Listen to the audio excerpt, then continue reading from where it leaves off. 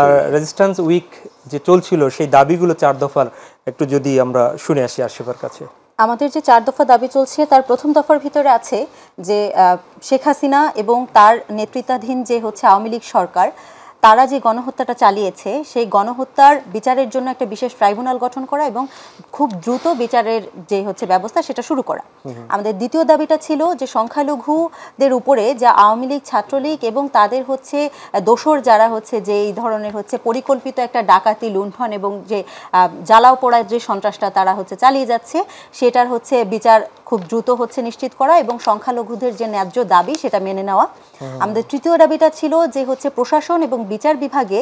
যারা হচ্ছে এতদিন পর্যন্ত আওয়ামী লীগের সাথে মিলে হচ্ছে কাজ করে গিয়েছে, তারা আওয়ামী লীগের সাথে সায় দিয়ে হচ্ছে যেই ধরনের হচ্ছে অপকর্ম করে গিয়েছে তাদেরকে হচ্ছে কোনোভাবেই যাতে হচ্ছে পরবর্তী যে উপদেষ্টা ডক্টর মোহাম্মদ ইউনূসকে উপদেষ্টা করে যে সরকার গঠিত হয়েছে সেই সরকারের কোথাও যাতে তাদেরকে নিয়োগ দেওয়া না হয় সেটা নিশ্চিত করা এবং তাদের যে হচ্ছে অপকর্ম যারা তারা করেছে এতদিন পর্যন্ত সেটার একটা বিচার পাওয়া, আমরা এটা চাচ্ছি এটা করতে এবং তাদেরকে অপসারণ করা, তাদের পদ থেকে অপসারণ করে দেওয়া। এবং চতুর্থ দাবি যেটা আছে সেটা হচ্ছে প্রশাসন এবং বিচার বিভাগে এতদিন পর্যন্ত যারা বৈষম্যের শিকার হয়েছে যে আওয়ামী লীগের দোসরদের দ্বারা সেই বৈষম্য তাদেরকে সেই বৈষম্যটা হচ্ছে দূর করা হোক এবং তাদের যোগ্যতার ভিত্তিতে সমান অধিকার দেওয়া হোক, সমান সুযোগ দেওয়া হোক।